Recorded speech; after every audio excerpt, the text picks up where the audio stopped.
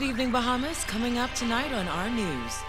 2 men brought before the court charged with defrauding Bahamas Power and Light. Find out the details straight ahead. We've got current and former members of parliament who are now speaking on Sir Arlington's death. A major drug bust on the island of Butler.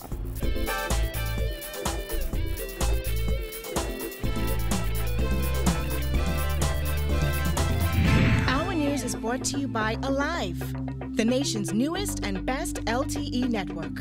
Good to be alive. Welcome to our news and thanks for joining us. I'm Vonique Toot. Topping news tonight, 2 men accused of defrauding Bahamas Power and Light of hundreds of thousands of dollars were arraigned in the magistrate's court today.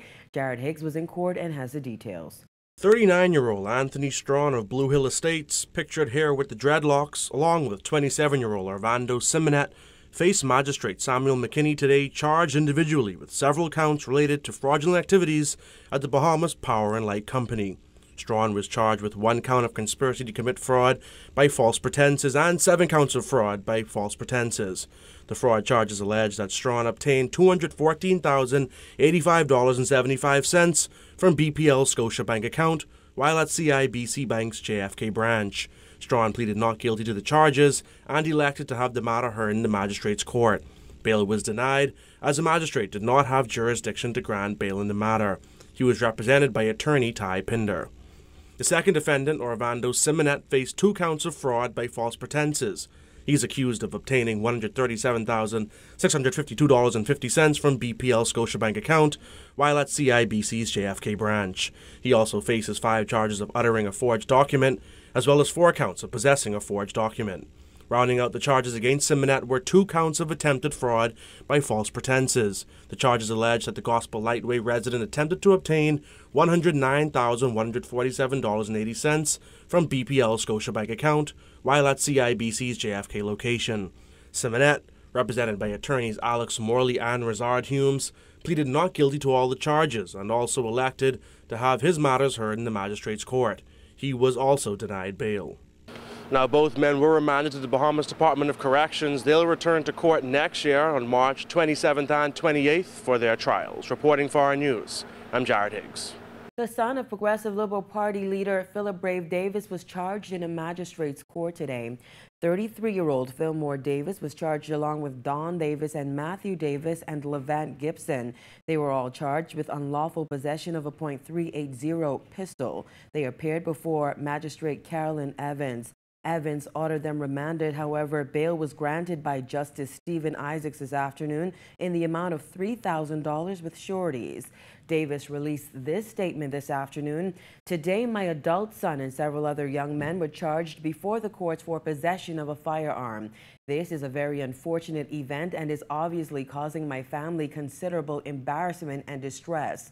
I have confidence in the professionalism of the officers of the Royal Bahamas Police Force in our judicial system. As with any other citizen of the Bahamas, I would not expect my son to receive any special favor nor be treated unfairly due to his relation to me. I love my son and he has been admonished to distinguish between right and wrong, and I am satisfied that he knows the distinction. Davis continues, at the end of the day, the chips will fall where they may. No one is above the law. As a father, I will stand by and support my son and family during this ordeal.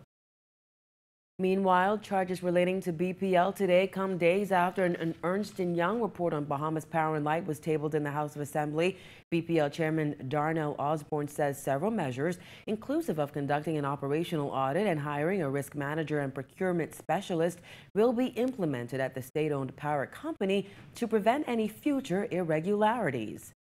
Steps that were taken that did not exist before is that now you have a proper vetting of the vendors prior to vendor checks being paid to any vendor, and this is now being done outside of the finance department and the procurement department. So it's an independent vetting of vendors. According to the Ernst & Young report, auditors identified 41 checks totaling $1.8 million made to 13 fictitious vendors and 3 checks totaling $126,779 made to legitimate vendors. Also, steps have been taken surrounding the proper control of the checks. If you look at the report, you will see that checks were walked out of the corporation prior to the managers even being able to properly vet the vendors, and there were fraudulent stamping of managers and the signatures. So steps have been taken to have more control around the physical checks themselves. All contract bids must be sent to the Chief Operating Officer, according to Osborne, who says the new COO has a strong procurement background. Key things that have changed surrounding the procurement is a centralization of the procurement. We have now an email, bpltenders.com, right? That's the email. So now all tenders are received through this email.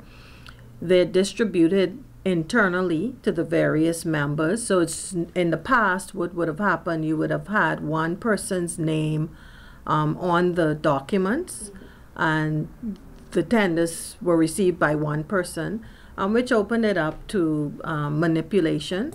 Former Environment Minister Kenra Dorset back in court today for a status hearing. Members of the media were not allowed in the courtroom. However, Dorset's attorney, Wayne Monroe, spoke with reporters. The issues that were flagged up that has to be dealt with is this constitutional motion to say, based on the publicity surrounding all of this talk about corruption and how it impacts seating impartial jury, whether there can be a trial at all in these circumstances. Dorset, who is 46, pleaded not guilty to allegations that he demanded and received $120,000 in bribes from Jonathan Ash months ahead of the May 10th general election. The matter has been assigned to Justice Carolita Bethel for trial. Monroe says his client will return to court in the new year. The next date for case management is the 11th of January. That's when we come back, and by then we should have filed the constitutional motion and have agreed case management dates with the Office of the Attorney General. So the 11th of January is the next date for this. Former Prime Minister Perry Christie among those paying tribute to former Member of Parliament Sir Arlington Butler, who passed away overnight at age 79. He spoke with our April Sands.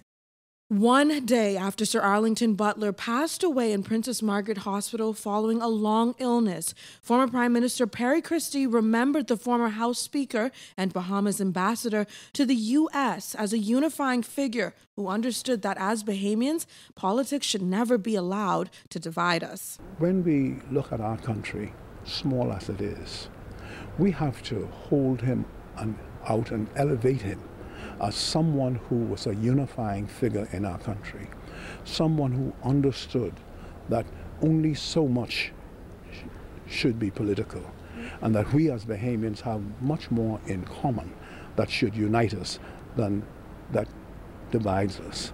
And Arlington Butler is a symbol of that kind of camaraderie, that kind of fellowship, that kind of unified approach to national issues. Sir Arlington, who was born in Nassau on January 2nd, 1938, was a statesman who was educated at the Bahamas Teachers College, the University of Nottingham, and the Loughborough Training College. He ran for both the Progressive Liberal Party and the Free National Movement. He quit his job as an educator in 1966 to run for the House of Assembly when the PLP was looking for good quality candidates, according to former Prime Minister Hubert Ingraham. Now former Prime Minister Perry Christie says Sir Arlington was a man who loved his country. All through his political differences with the PLP, he still was very, very connected to people, and including those of us who were in the PLP. He had never allowed his politics to make him a rabid politician, one who just opposed for opposing sake. And I always remember that I maintained my relationship with him throughout. Christie said Sir Arlington will be remembered for many things. He was knighted, I think, in 1996 by Hubert Ingraham. He became Sir Arlington Butler. And the whole reasons for his knighthood was not just because he was a teacher and a defining member of that class of politicians that brought about majority rule. That is obviously arguably one of the most important steps in the history of our country that Arlington was a part of, even though he lost in '67 and won in '68. But the fact of the matter is he was a part of that movement where he made that commitment to do it. Sir Arlington had a respected voice as a commentator over many years on national issues. He was involved in the administration of sports in the Bahamas for more than 50 years and was a past president of the Bahamas Olympic Association, which became Bahamas Olympic Committee. In 1996, he was knighted by Queen Elizabeth and received many awards for his service to national development. He was perhaps one of the most colorful speakers because, you know, he had that little English sounding talk and he always had some flamboyance and that's basically it for status. The times I spent with Sally, especially during the '84 Commission of Inquiries, where he and along with many other gentlemen of that age bracket would save a seat for a young person like me because they knew I loved politics at that time. And they knew that I would be coming to the Commission of Inquiries weekend shift. They would save a seat for me. So I appreciate having the opportunity to know Sally, and I'm happy that he was a part and the contributions that he made to our Commonwealth of Bahamas, the FNM, and the nation at wide. So Arlington Butler was a true Bahamian, and he did as much as he could to promote the development of the country. And I am proud that we were able to meet during his lifetime. Sir Arlington is survived by his wife Hazel Butler, his children Arvin, Arlington Jibaho, and Crystal LaFleur, and Cara Butler Wright.